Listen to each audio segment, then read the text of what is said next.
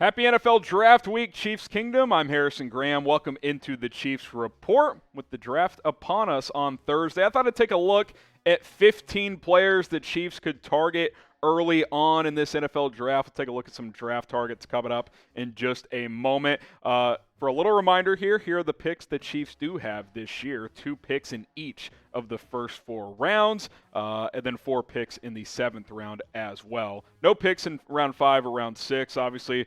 When you have 12 draft picks, probably some trading up, some trading down. I think trading up in round 1 is a possibility, and we'll talk about how some of these players could fit that mold if the Chiefs want to acquire them. All right, let's take a look at some draft targets. We'll go position by position here. I took a look at 4 positions. Wide receiver first, Jameson Williams out of Alabama, who's been linked to the Chiefs all offseason long. I mean, a month ago we were doing mock drafts and we were like, yeah, Jameson Williams at 29 would be pretty good value. Now it's like, oh, he's probably going to go top 10, top 15. I do think it's safe to say at this point that if you want Jameson Williams, if you're Brett Veach with picks 29 and 30, you're going to have to trade up to go get him. I think he goes no later than 15 or 16. Where did the Saints pick this year in round 1? 15, I think. I mean, if he's on the board when they pick, that's not going to be an option for Kansas City. So you're probably going to have to get up to 14 at least. But you have the ammunition to move up if you want to.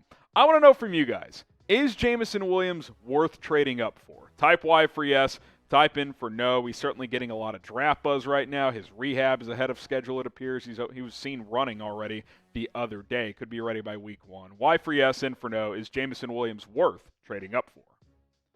Let's take a look at another receiver you'll likely have to trade up for. That is Chris Olave out of Ohio State. He's getting top 15, top 20 buzz as well. Garrett Wilson, his teammate, will certainly go higher than him. I didn't include him on this video because I don't think trading up for him is that likely. But Chris Olave, say he's there 18 or 20, maybe you move up from 29 to go and get him. Treylon Burks, who I'd say it's 40, 60. He's still on the board at 29. I do think there's a decent chance he could be available if he's there at 29. I love the selection for Kansas City. If you have to move up into the low mid-20s, I think that's okay as well because he does a little bit of everything on the football field. He lines up in the slot as a big slot. You can put him on the outside and throw back shoulder balls to him. I think of that play against Alabama where he just caught that back shoulder and outran everybody, took him to the crib. He's got strong hands. You can line him up in the backfield as well. He can do everything on your offense if you want him to. I'm very intrigued by his skill set in Kansas City. Jahan Dotson, the last receiver we'll take a look at here out of Penn State. Speed, yards after the catch, explosive. He kind of fits all of that. He's certainly smaller than these other players at 5'10", about 185, 190 pounds, but he's electric in space. He's a good return man as well. I think he's a guy I wouldn't trade up for, but at 29, I'd be very comfortable taking. Make sure you guys subscribe to our main Chat Sports YouTube channel because starting Thursday, we will be live for all 7 rounds of the NFL Draft. Round 1 this Thursday night, rounds 2 and 3 this Friday night, and then, of course, rounds 4 through 7 on Saturday for day 3 of the draft. YouTube.com/ChatSportsTV. We'll make this the pinned comment on today's video. So click that link, subscribe, and mark your calendars and join us this Thursday.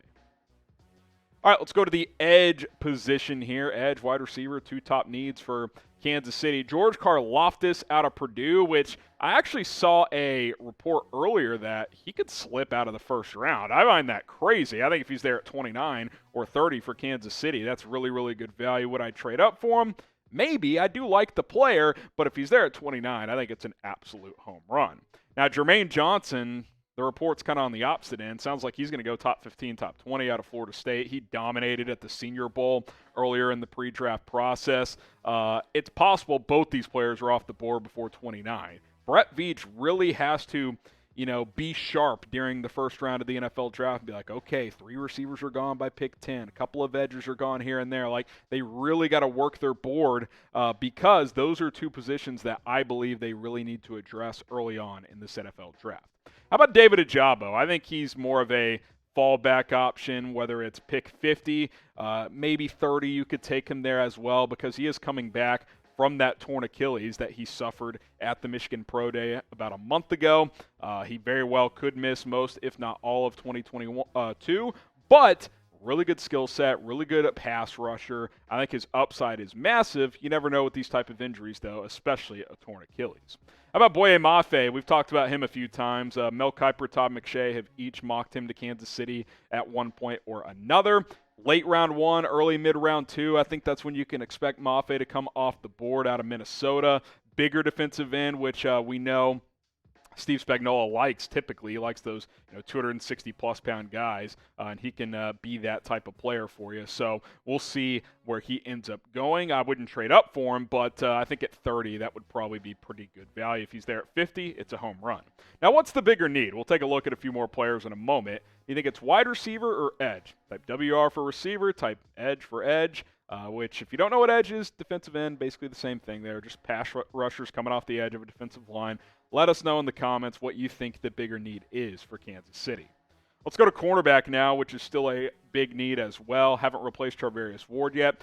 Trent McDuffie out of Washington. Now, he's expected to go somewhere, I'd say Houston at 13 is probably the highest. He could fall anywhere as low as 20, but Philadelphia picking there in the middle of the first round, they're a team that I think would be a prime candidate to draft him. So you would almost certainly have to trade up to draft him. But again, you can trade up for pretty much any of these guys because Kansas City has 8 picks in the first 4 rounds. Like, they've got the ammo to move up if they want to. I would be okay moving up to 15 or so to draft McDuffie. I think he's one of the safest players in this draft. He's a plug-and-play starter at cornerback. Kaiir Elam is a player I am interested in, and what's fascinating about him is the consensus is, well, there is no consensus on him. I've seen mock drafts go as high as 13 or 14 with him. I've seen mock drafts go as low as late second round. The physical traits are there. Now, he's a little bit grabby. He played a little better in 2020 than 2021. So, those are things that are valid. I don't know if concerns are the right words, but things to monitor with this particular prospect. But he's got the size, he's got the speed, he's got the ball skills. He'll learn to not grab as much in the NFL. I think he really, really has high potential, maybe even higher potential than some of these corners that could go before him. Subscribe to us here at the Chiefs Report. The plan is to go live at some point during the NFL draft, probably late first round if the Chiefs don't trade up when they pick at 29 and 30. But so when we go live, subscribe, turn on notifications. That way, hey, if you're like, I don't know when he's going live, well, you'll get notified on your phone. You'll be good to go. So hit that big red button, turn on that bell, and we'll have you covered throughout the NFL draft. So don't miss any of our coverage here on the Chiefs Report. A couple more cornerbacks here. Andrew Booth Jr. out of Clemson.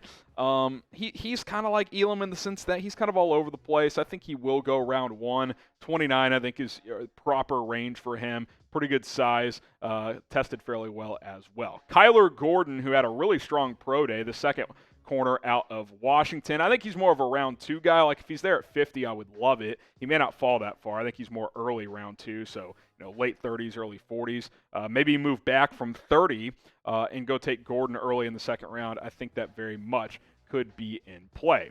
Now, Kyle Hamilton, who we haven't talked about pretty much at all here on the Chiefs Report, but there was another report here on Monday saying he could fall outside the top 10. Look out, maybe the Chiefs could be a team that trades up for him. If he's there outside the top 10, while safety isn't the biggest need for this team, he's on my radar at that point if I'm Brett Veach. If 10 picks go by and Kyle Hamilton's still out there, I'm at least thinking about moving up because he's arguably the best pure football player in this class. Juan Thornhill's on the final year of his rookie deal. Is he a guy that's a long-term piece? I'm not sure. Obviously, Justin Reed just got signed to a 3-year contract, so you've got at least one safety under your belt for the next couple of years. But you bring in Kyle Hamilton, who can play in the box, who can drop back, who can cover tight ends.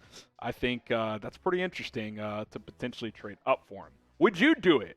Is he worth trading up for in your eyes? Type T for trade, type P for pass. Nah, you're not interested. I might be, man. If he's there at like 13 still, I would be interested if I'm Kansas City.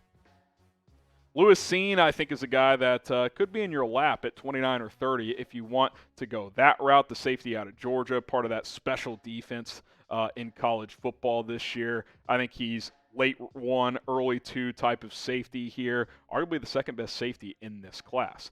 Jalen Petrie, kind of a safety nickel hybrid, really good coverage skills out of Baylor. Baylor's got a lot of good athletic players in this draft, and Petrie is one of them. Had a big senior season down there in Waco. I think Cine and Petrie kind of in that same range. Petrie probably falls to early day 2, but he could sneak into round 1 if the right team is interested. All right, who is your top draft target? We just took a look at 15 players here on the Chiefs Report. I want to hear it from you guys down in the comments. And hey, it's almost here, man. Draft week is upon us. So stay tuned. We'll have more videos leading up to Thursday, including my final Chiefs mock draft. So buckle up. We'll have you guys covered. Subscribe.